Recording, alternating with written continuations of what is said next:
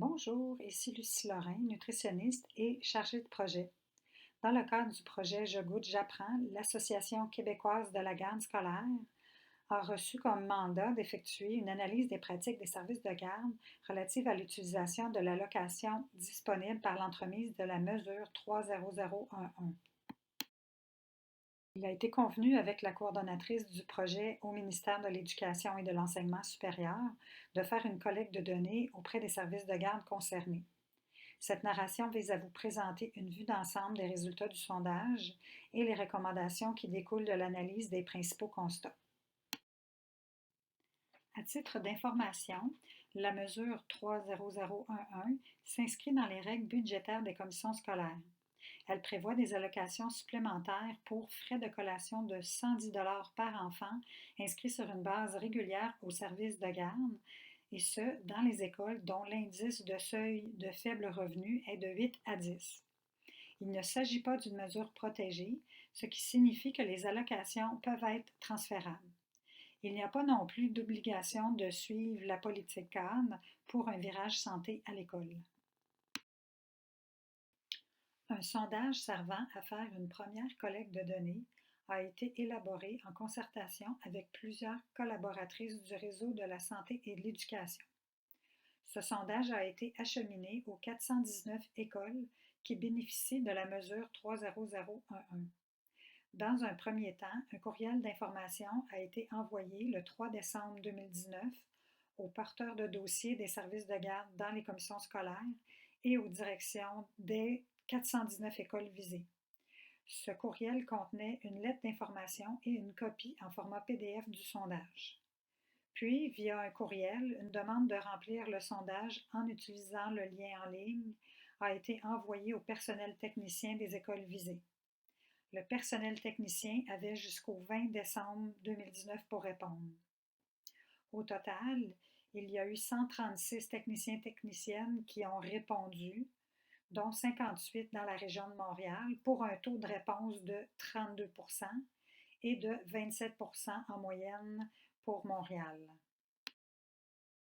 Voici les résultats du sondage qui a été effectué sur Google Docs. Dans la figure 3, on constate que 84 des répondants offrent des collations de 4 à 5 jours par semaine. 6 de ces répondants ont précisé qu'ils offraient aussi des collations lors des journées pédagogiques.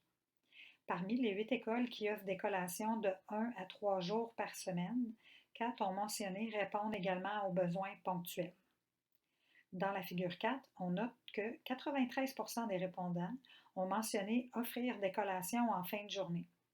En plus, 20 de ces répondants offrent des aliments sur l'heure du dîner et 20 au besoin.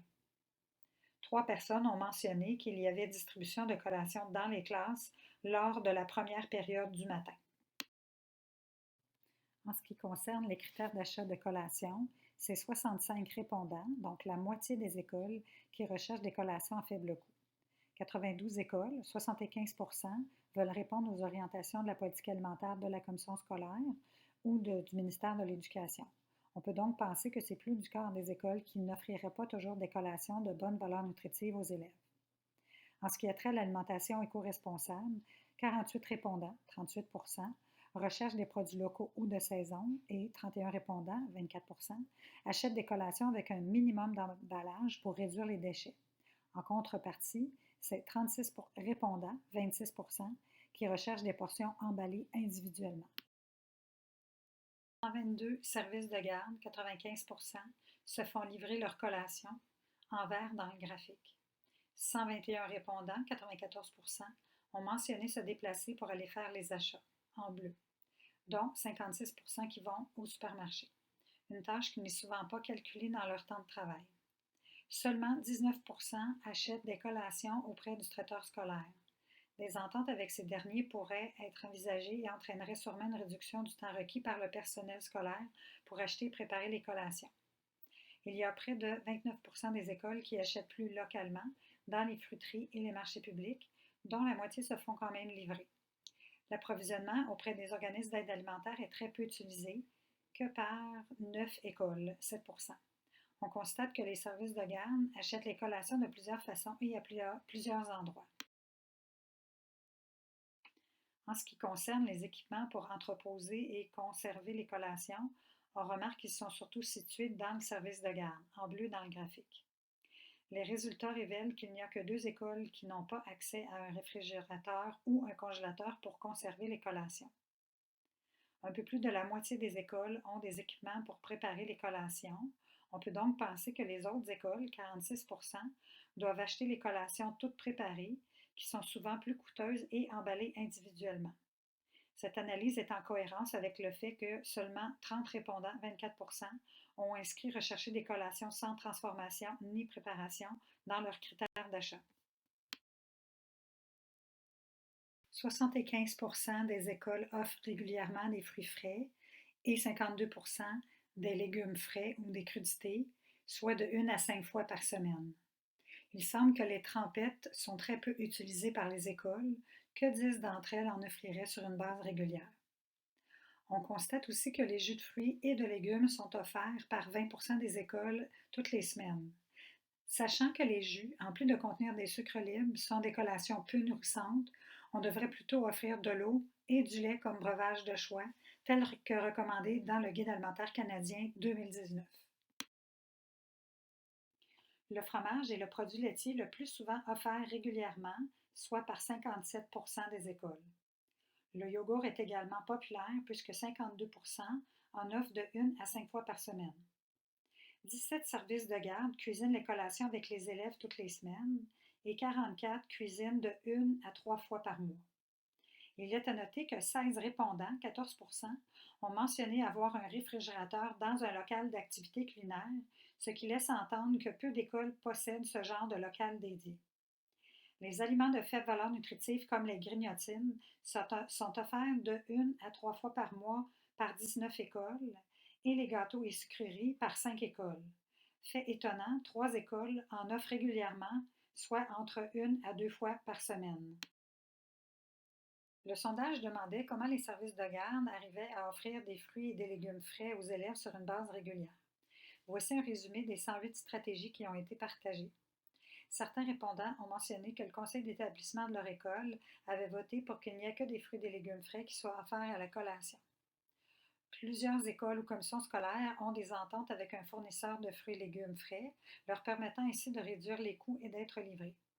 D'ailleurs, la livraison des fruits et légumes à fréquence régulière a été mentionnée comme étant très aidante. Le fait d'inclure la tâche de préparer les collations dans le poste des éducatrices permet au service de garde d'offrir davantage de fruits et légumes qui demandent une préparation. Également, l'implication des élèves dans cette préparation est gagnante.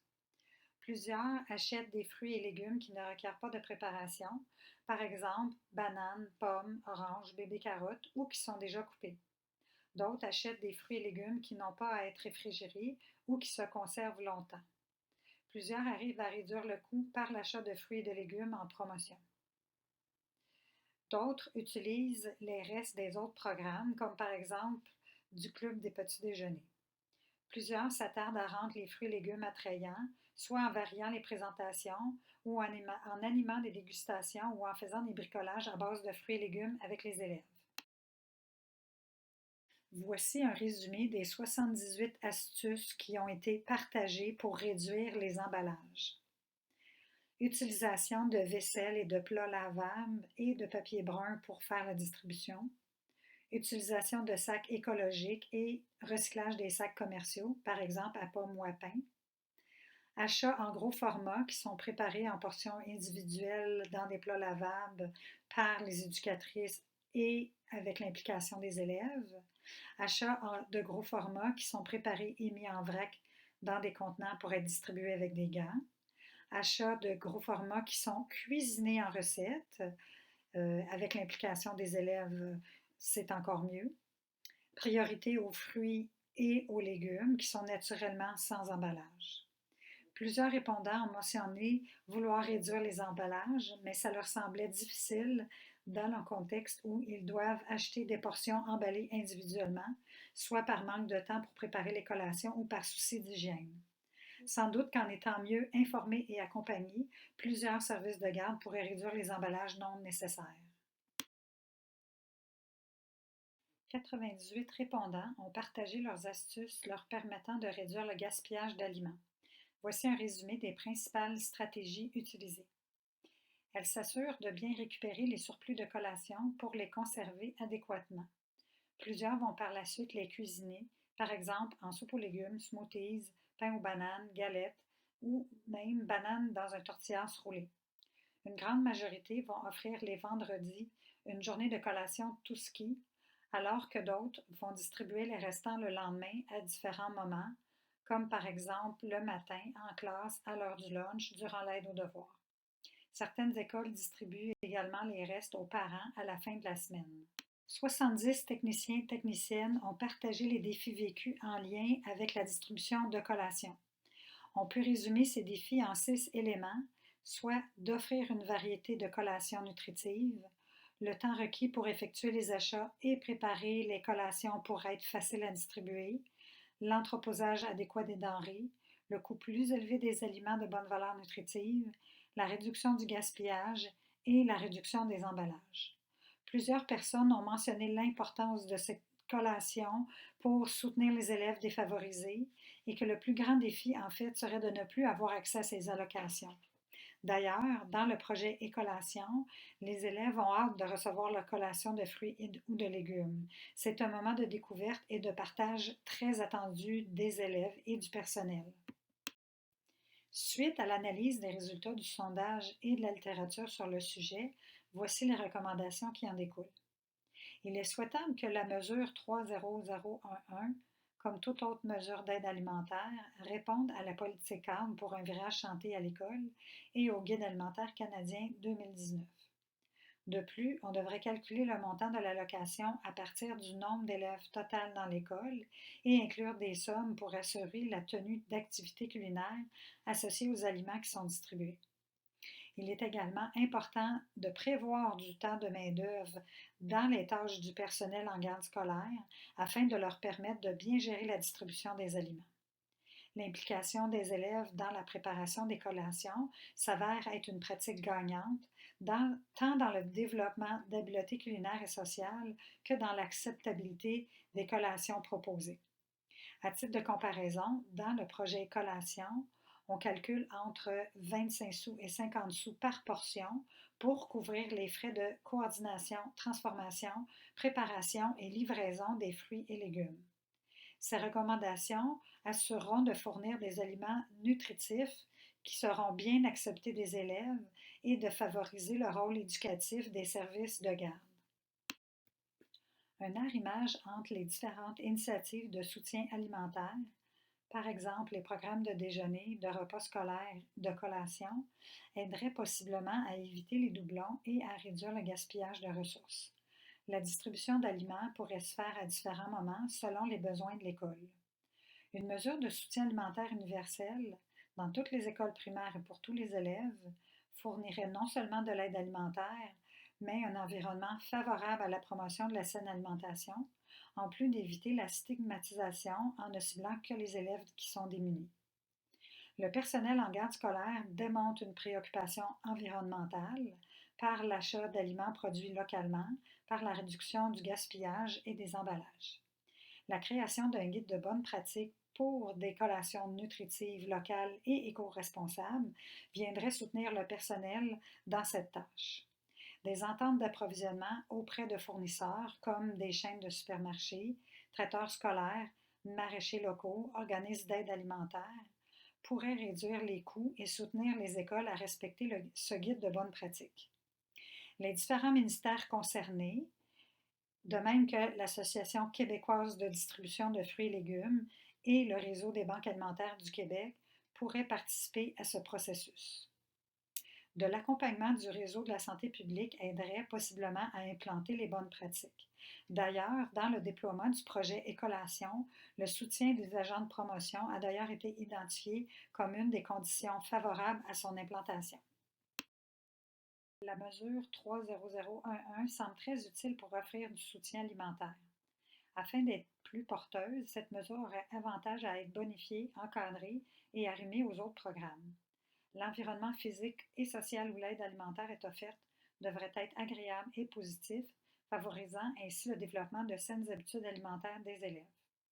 Le personnel en garde scolaire, en raison de leur formation et de leur fonction d'encadrement éducatif des repas, des collations et des activités culinaires, devraient être un acteur clé dans l'implantation des mesures d'aide alimentaire. Pour en savoir davantage, je vous invite à lire le rapport détaillé du sondage que vous pouvez télécharger dans la boîte à outils du site internet gardescolaire.org. Vous pouvez également me contacter, il me fera plaisir d'en discuter plus en détail avec vous.